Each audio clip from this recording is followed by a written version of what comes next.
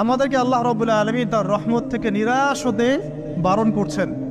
যে যত পাপ করেছে জীবনে, যদি একটা বার কেউ যদি আল্লাহ পাককে মন থেকে ডাকে, চোখ দিয়ে ঝরঝর করে পানি পড়ে, আল্লাহ পাককে বলে, সেজদায় গিয়ে পড়ে আল্লাহকে বলে রব্বিক ফিরলি, আল্লাহ আমাকে মাফ করে দাও, তার মনের মধ্যে যদি সততা থাকে, মন থেকে যদি সেই কথাটা বলে থাকে, আল্লাহ পাক শুধু তাকে ক্ষমাই করবেন না, তার সমস্ত গুনাহগুলোকে আল্লাহ নেকি দিয়ে পরিবর্তন করে দিয়েছে।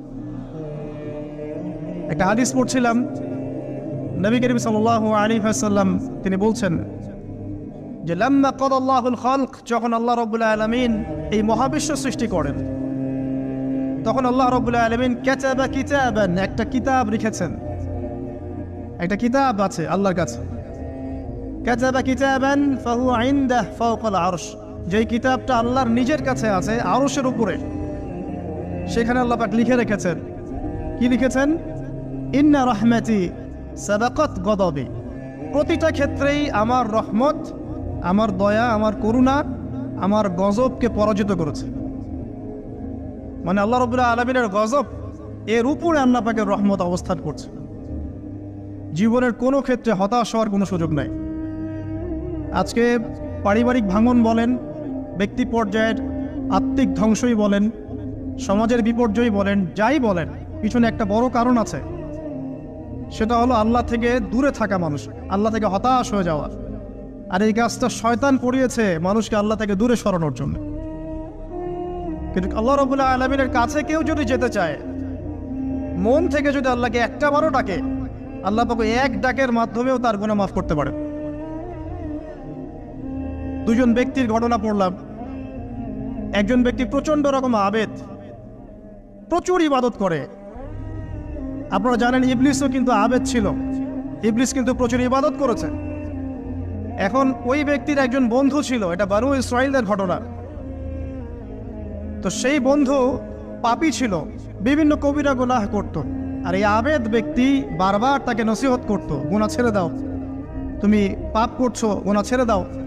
তখন সেই ব্যক্তি যে পাপ করছে সে বলতো যে আল্লাহ কি তোমাকে আমার রক্ষক বানিয়েছেন? আল্লাহ কি তোমাকে আমার উপর দারোগা বানিয়েছেন?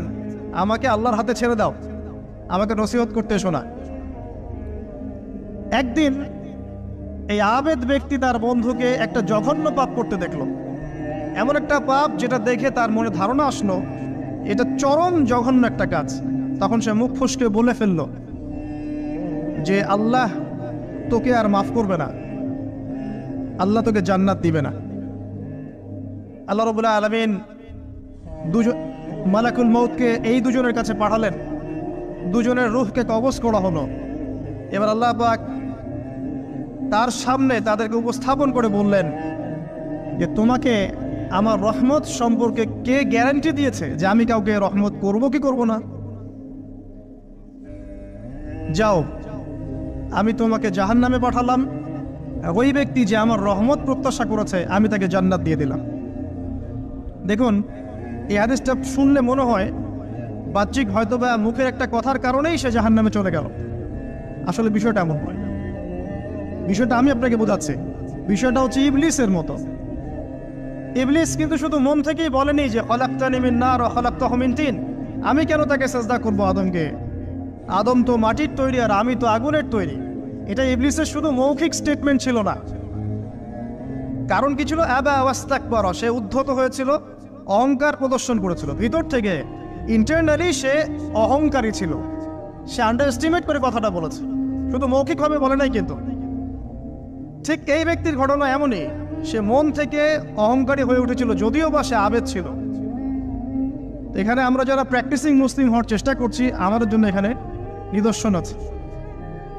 অচক্ষ নামাজ পড়েই ভেবে বসবেন না যে অনেক কিছু করে ফেলছে, এক চিল্লা দিয়ে মনে করে ফেলবেন না যে দিনের জন্য অনেক কিছু করে ফেলছে। একটা হজ করেছেন, ওমরা করেছেন, সিয়াম রেখেছেন, দিনের জন্য দান সদকা করেছেন, একটা মাদ্রাসা মসজিদ করেছেন, ভেবে বসবেন না আপনি সব অনেক কিছু করে ফেলেছেন এবং অন্যরা সব ককরোচ তেলাপোকা, ওরা জাহান্নামে যাবে, এমনটা মনে করবেন। জানি না আমরা যে কার আমলের কতটুকু আল্লাহর কাছে কবুল হচ্ছে। তো এখানে এই ব্যক্তির সমস্যা ছিল এই, সে নিজের আমলটাকে অনেক ভারী মনে করছিল এবং সে স্টেটমেন্ট দিয়ে ফেললো যে তোকে আল্লাহ পাক মাফ করবে না। এই একটা কথা মন থেকে বলার কারণে তার ইহকাল পরকাল দুটা বরবাদ হয়ে গেল, সে জাহান্নামে চলে গেল। ঠিক আরেক ব্যক্তির ঘটনা আছে এমন, এগুলো সবগুলো রেফারেন্স আছে। এক ব্যক্তি প্রচুর ইবাদত করত, আল্লাহ পাক তার ইবাদত করার জন্যে পাহাড়ের চূড়ায় একটা সুন্দর ব্যবস্থাও করে দিয়েছিলেন। সেখানে ডালিম গাছ হতো, ঝর্ণা আসতো, খাবারের কোনো অভাব নাই। হাদিস এসেছে 500 বছর সে ইবাদত করেছে। কত বছর? কিয়ামতের মাঠে এই ব্যক্তির অবস্থা এমন হবে, তাকে জান্নাতে প্রবেশ করানোর জন্য নিয়ে যেতে বলা হবে, যাও আমার রহমতে জান্নাতে চলে যাও। আল্লাহ পাক তাকে এই কথাটা বলবেন, কিন্তু এই ব্যক্তি বলবে আমার আমলের কারণে, আল্লাহ পাক বলবেন আমার রহমতে জান্নাতে চলে যাও। ব্যক্তি বলবে আমার আমলের কারণে। আল্লাহ রাব্বুল আলামিন তখন তাকে দেওয়া সমস্ত নেয়ামতগুলোকে এক পাল্লায় করবেন, আর তার সমস্ত আমলকে আরেক পাল্লায় করবেন। তারপর দেখা যাবে আল্লাহর সমস্ত নেয়ামত তার একটা চোখের সমান হয় নাই। কথা কি বুঝতে পারছেন? একটা চোখের যে নেয়ামত আল্লাহ পাকের, সমস্ত আমল ও 500 বছরের ইবাদত এতটুকু হয়নি। তারপর তাকে বলা হবে ওকে জাহান্নামে নিয়ে যাও। এবার জাহান্নামে যাওয়ার সময় সে বলবে আল্লাহ তোমার রহমতে আমাকে মাফ করে দাও। তখন আল্লাহ পাক তাকে আবার ডেকে নিয়ে আসবে, বলবেন যে তোমাকে যে আমি ইবাদত করার জায়গা করে দিয়েছিলাম, এটাকে তুমি নিজে করেছো না আমি করেছি? সে বলবে আপনি করেছেন। তোমাকে যে আমি সৃষ্টি করেছিলাম তখন কি তুমি কোনো আমল করেছিলে? বলবে না। তাহলে তোমাকে যে সৃষ্টি করেছি আমি, এটা কি তোমার আমলের কারণে? না। তোমাকে সারা দুনিয়াতে এত নিয়ামত দিয়েছি, এটা কি তোমার আমলের কারণে? সে বলবে না। তখন তাকে জান্নাতে প্রবেশ করানো হবে। কিয়ামতের মাঠে এমন অনেক ঘটনা ঘটবে যেটা আমাদের চিন্তার বাইরে। আরেকজন ব্যক্তিকে ডেকে আনা হবে, যে ব্যক্তি একটা দুটা নয় বরং 100টা খুন করেছে। সে 99 জন মানুষকে হত্যা করার পর ফতোয়া খুঁজে বেড়াচ্ছিল যে আমার তওবা কবুল হবে কিনা। একজন আবেদের কাছে গিয়েছে। আবেদ আর আলেম কিন্তু এক জিনিস না। আবেদ মানে যে প্রচুর ইবাদত করে, তার জ্ঞান কম, সে শুধু জানে কিভাবে ইবাদত করতে হয়। আলেম হচ্ছে সে যে শরীয়তের গভীর জ্ঞান জানে, আবার ইবাদতও করে। আবার যারা জ্ঞান আছে আমল নাই, সেও কিন্তু প্রকৃত আলেম না। প্রচুর জ্ঞান আছে কিন্তু জ্ঞান অনুযায়ী আমল করে না, সেও কিন্তু প্রকৃত আলেম নন। এবার আসেন তো, এই আবেদের কাছে গিয়ে সে বলছে আমার কি ক্ষমা হবে? আমি 99টা খুন করেছি। সে বলল তোমার আবার ক্ষমা? তোমার ক্ষমা নাই। তখন এই ব্যক্তি এই আবেদকে হত্যা করে 100টা খুন পূর্ণ করলো, ওকেও সে মেরে ফেলছে। আমার ক্ষমাই হবে না তো তোর বেঁচে থাকার কি দরকার, তুইও মর। কি বুঝতে পারলেন? বর্তমান বিশ্বের উগ্র মাথার পলিটিশিয়ানদের মতো অবস্থা। আমার দেশের সমস্যা, তোর দেশ পারমাণবিক বোমের উড়াই দিব, মানে এরকম একটা অবস্থা।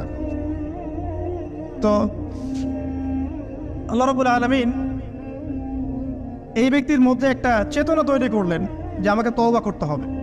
সে তখন সার্চ করতে লাগলো আরো কোনো আলেম আছে কিনা। এরপর অনেক দূরে একজন আলেমের সন্ধান পাওয়া গেল। সে সেখানে গেল, তাকে গিয়ে বলল আমার কি ক্ষমা হবে? সে আলেম তাকে বলল হ্যাঁ তোমারও ক্ষমা হতে পারে, যাও তুমি ইস্তেগফার করো এবং এই এলাকা থেকে অন্য এলাকায় চলে যাও। মানে যে এলাকায় তুমি অনেক দিন ছিলে, যেখানে তুমি অনেক পাপ কাজ করেছো, এখানে থাকার দরকার নাই। তওবা করে তুমি অন্য কোথাও চলে যাও, নতুন একটা জীবন শুরু করো। এখানে থাকলে হবে কি, তোমার স্মৃতিগুলো তোমাকে তাড়িয়ে বেড়াবে এবং মানুষ তোমাকে খারাপ নজরে দেখতেই থাকবে, তুমি তখন কষ্ট পাবে। এই জন্য তুমি চলে যাও। তো চলে যেতে যেতে সে রাস্তায় ইন্তেকাল করে। এবার তার রূহ নিবে কে? এই জন্য দুদল ফেরেশতা আসছেন, জান্নাতি এবং জাহান্নামী। তাদের মধ্যে বাক বিতরটা হচ্ছে কে রূহ নিয়ে যাবে। তো জাহান্নামের ফেরেশতারা বলছেন সে এতগুলো খুন করেছে, তার রূহটা আমরা নিব। আর জান্নাতি ফেরেশতারা বলছেন না, সে তওবা করতে এসেছিল, অতএব সে আল্লাহর অভিমুখী হয়েছে, তার রূহটা আমরা নিব। আল্লাহ পাক এখানে একটা কৌশল করলেন।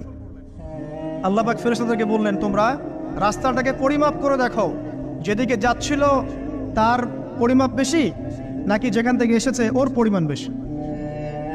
আল্লাহ পাক জমিনকে আদেশ করলেন হে জমিন তুমি প্রশস্ত হয়ে যাও। এবার পরিমাপ করে দেখা গেল সে তওবার দিকে আসছিল এর পরিমাণটা বেশি। এই একটা কাজের ওসিলা আল্লাহ পাক তাকে মাফ করে দিলেন। মনে রাখবেন, এটা মৌখিক বিষয় ছিল না, সে মন থেকে ভিতর থেকে কিন্তু সে আল্লাহর প্রতি অনুগত হয়েছিল। এই মনের বিষয়টা আল্লাহ ছাড়া কেউ জানে না। আপনি দেখতে পারেন সমাজে অনেকে দাড়ি টুপি পাগড়ি জুব্বা সব লাগিয়ে ঘুরছে, তো বিশ্বাস করেন তাদের মনটা এমনও হতে পারে যে জানোয়ারের চেয়েও কুৎসিত, এমনও হতে পারে। আবার আপনি দেখবেন সমাজে এমন অনেক মানুষ ঘুরছে যারা হয়তো অনেক পাপে লিপ্ত মনে হচ্ছে, কিন্তু মনের মধ্যে সততা আছে। আর যার মনের মধ্যে সততা আছে, আল্লাহ বা কোনো না কোনো দিন ইনশাআল্লাহ তাকে হেদায়েত দিবে। এটা আমরা আমাদের অভিজ্ঞতা থেকেও দেখেছি। এমন অনেক মানুষকে আমরা দেখেছি যে ড্রাগ অ্যাডিক্টেড ছিল, মিউজিক করেছে, হারাম সম্পর্কের মধ্যে ছিল, নামাজ ঠিক মতো পড়ে নাই, কিন্তু যখনই আল্লাহর কথা আলোচনা হতো দেখতাম সে খুবই শান্তভাবে মন থেকে কথা শুনছে। এই কথা শুনতে শুনতে শুনতে একদিন মাশাআল্লাহ এখন দেখবেন যে চিল্লা দিয়ে বেড়াচ্ছে বিভিন্ন মসজিদে। আল্লাহ হেদায়েত দিয়েছে, সব ছেড়ে দিয়েছে। এরকম মানুষের অভাব নাই কিন্তু সমাজে। তো এখানে আল্লাহ পাকের রহমত বা দয়ার একটা উজ্জ্বল দৃষ্টান্ত দেখতে পারবেন। ঠিক এরকম আরো একটা ঘটনা আছে বনু ইসরাইলের। এক ব্যক্তি এত পাপ করেছে যে শেষে মৃত্যুর সময় সে সন্তানদেরকে ডাকছে, ডেকে বলছে যে আমি যখন মারা যাব আমার লাশটাকে তোমরা কবর দিও না, যদি আল্লাহ পাক আমাকে ধরতে পারেন তাহলে খবর আছে আমার। আর কি করতে হবে? সে বলছে যে আমার দেহটাকে তোমরা পুড়িয়ে ফেলবে, এবং পুড়িয়ে ফেলার পরে ছাইগুলোকে একত্রিত করবা, করে অর্ধেক ছাই সমুদ্রে ভাসিয়ে দিবা, অর্ধেক ছাই বাতাসে উড়িয়ে দিবা। সন্তানরা তাই করলো। মৃত্যুর পর আল্লাহ পাক এই সমুদ্র এবং জমিনকে বাতাসকে আদেশ করলেন যে তোমরা ছাই জড়ো করে দাও। আর মানুষ আর জিন আল্লাহর কথা না শুনলেও এই প্রকৃতি আল্লাহ পাকের কথা শোনে। বিজ্ঞান বলে প্রকৃতি থেকে সব হচ্ছে। কি প্রকৃতি? প্রকৃতি কি, কাকে বলে? মানুষকে আল্লাহর ইবাদতকে বাদ দিয়ে প্রকৃতি পূজায় নিয়ে গেছে। এই পুরো প্রকৃতি আর মহাবিশ্ব এক আল্লাহর ইবাদত করে। কে সৃষ্টি করলো প্রকৃতি? প্রাকৃতিক ভাবে হয়েছে সবকিছু বলে, আল্লাহ থেকে হয়েছে বলা যাবে না। বললে আপনি মৌলবাদী হয়ে যাবেন। আল্লাহ শব্দ ইউজ করলে আপনি মৌলবাদী হয়ে যাবেন। ধর্মতাত্ত্বিক শব্দগুলোকে আস্তে আস্তে উঠিয়ে দেওয়া হয়েছে। দেখবেন যুক্তি, বিজ্ঞান, দার্শনিক শব্দগুলোকে আনা হয়েছে। এটাও টেকনিক্যালি করা হয়েছে। কোন সেকুলার মিডিয়াতে আপনি দেখবেন না ইনশাআল্লাহ বলছে। ইনশাআল্লাহ প্রমাণ করবে যে আপনি আস্তিক না নাস্তিক। তো প্রকৃতিকে আল্লাহ পাক আদেশ করলেন, এই সমুদ্র ছাই জড়ো করো, এই বাতাস ছাই জড়ো করো। তারা ছাই জড়ো করে দিল। এই ব্যক্তিকে বলা হচ্ছে তুমি জীবিত করে আল্লাহ পাক বলছেন তুমি যেই কাজটা করেছিলে, লিমা ফাআলতা হাদা, তুমি এই কাজটা কেন করেছো? তখন এই ব্যক্তি উত্তর দিচ্ছে, মিন খাশিয়াতিকা ইয়া রাব্বি ওয়া আনতা আ'লাম। হে আল্লাহ, আমি আমার বুঝে যা এসেছে আপনার ভয়েই আমি এই কাজটা করেছি, আর আপনি খুব ভালো করেই জানেন যে আমি আপনার ভয়ে করেছি নাকি অন্য কোনো কারণে করেছি। মানে আপনি আমার মনের কথা জানেন। আল্লাহ পাক তাকে মাফ করে দিলেন। আপনাদেরকে আমি সেই ব্যভিচারী মহিলার কথাও মনে করাই, যে ছিল একজন প্রস্টিটিউট মহিলা, পতিতা, যেটা আমরা বলি সমাজের ভাষায়। যদিও এখন নতুন শব্দ এসেছে সেক্স ওয়ার্কার বা যৌনকর্মী, এবং এগুলোকে আমরা এখন প্রমোট করছি। আমরা এখন অশ্লীলতাকে প্রমোট করছি।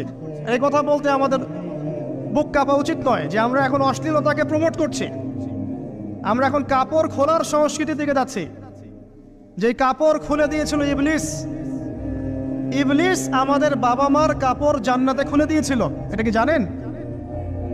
ফল খাওয়ার পরে এই ফল খেতে কে প্রলুব্ধ করেছে? ইবলিস। গাছের কাছে গিয়ে ফল ভক্ষণ করার পর সর্বপ্রথম আমাদের পিতামাতার গা থেকে কাপড় খুলে পড়ে গেছে। তা আমাদের পিতামাতাকে মহাবিশ্বে নগ্ন করে দিয়েছে ইবলিস, আর তার অনুসারীরা এই জমিনে আদম সন্তানদেরকে নগ্ন করছে এখন। অতএব এই যে একটা ট্রেন্ড এখন চলছে, দেখবেন হারাম রিলেশনশিপকে মিডিয়ার মধ্য দিয়ে প্রমোট করা হচ্ছে, মনে হয় একটা স্বাভাবিক বিষয়। কোনো বিষয়ই না এটা, যে কেউ জেনাই করতে পারে। জেনা পর্ন খুব নর্মাল। হালাল ভাবে যদি আপনি বিয়ে শাদী করতে যান তখন সমস্যা হচ্ছে। হালাল ভাবে যদি আপনি বিয়ে করতে যান তখন সমস্যা হচ্ছে। হারামভাবে আপনি যা ইচ্ছা তাই করতে পারেন, সমাজে কেউ কিছু বলছে না। এখন বলছে এগুলো স্বাধীনতা। সুবহানাল্লাহ, কোন স্বাধীনতা? স্বাধীনতা বলে কোনো শব্দ নাই মহাবিশ্বে। এই পুরো বিশ্বের সমস্ত মানুষ আল্লাহর অধীনে পরাধীন। এই বিশ্বে যত মানুষ বসবাস করছে এখন, এটা কেউই স্বাধীন নয়, না কেউ স্বাধীন ছিল, না আছে, না থাকবে। সবাই আল্লাহ পাকের দাসত্বের অধীনে পরাধীন। স্বাধীন সেই এই পৃথিবীতে যে ব্যক্তি শয়তানের তাবেদারি করে ও নফসের তাবেদারি করে, ও তো স্বাধীন, যা ইচ্ছা তাই করতে পারে। এই যে অশ্লীলতার প্রমোটিংটা চলছে, এটাকে পারিবারিকভাবে বন্ধ করতে হবে। আল্লাহ পাক আমাদেরকে বোঝার তৌফিক দান করুন। এগুলো যত বাড়বে সমাজে মহামারী আসবে, দেখে নিয়ে মহামারী আসবে, দুর্ভিক্ষ আসবে, সমাজে এমন সব রোগ ব্যাধির জন্ম হবে যেগুলোর নামও শোনে নাই মানুষ কখনো, এবং সামনে ভূমিধস অপেক্ষা করছে, এগুলো আসবে। যাই হোক, ওই মহিলা, যে ব্যক্তি একজন যৌনকর্মী ছিল, বা যেটা আমরা বলি ব্যভিচারিণী মহিলা ছিল, একটা কুকুরকে দেখেছে সে পানি পান করার জন্য তৃষ্ণার্ত, সে এটাতে মায়া করে, দয়া করে তার মোজাটাকে নামিয়ে এই কূপ থেকে পানি উঠিয়ে কুকুরকে পান করিয়েছে। এই একটা কাজের বদৌলতে আল্লাহ রাব্বুল আলামিন এই ব্যভিচারী মহিলাকে মাফ করে জান্নাত দিয়ে দিয়েছে। হাদিসে এটাও এসেছে, নবী সাল্লাল্লাহু আলাইহি ওয়াসাল্লাম বলেছেন, ইরহামু মান ফিল আরদ, তোমরা সবাই জমিনবাসীর প্রতি রহম করো। জমিনে মুসলিমই থাকতে হবে, তাদের প্রতি রহম করতে হবে এমন নয়, জমিনবাসী যারাই আছে সবার প্রতি রহম করো, জাতি ধর্ম বর্ণ নির্বিশেষে। এমনকি পশু পাখির প্রতিও দয়া করো। ইরহামু মান ফিল আরদ, জমিনে যারা আছে সবার প্রতি রহম করো। ইয়ারহামুকুম মান ফিস সামা, যিনি আসমানে আছেন তিনি তোমাদের প্রতি রহম করবেন ইনশাআল্লাহ। ইসলাম এই কথাগুলো বলেছে 1400 বছর আগে।